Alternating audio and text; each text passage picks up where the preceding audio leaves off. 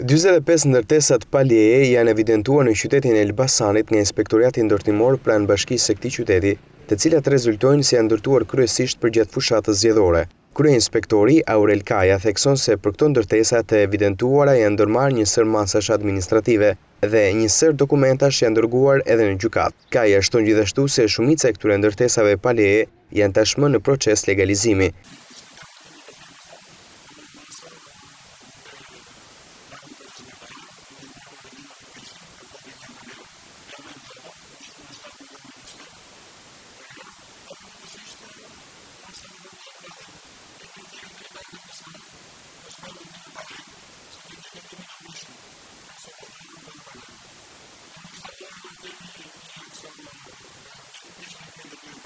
Megjithatë, jo të gjitha këto banesa do të legalizohen dhe në muajin shtator pritet nisë aksioni për prishjen e tyre.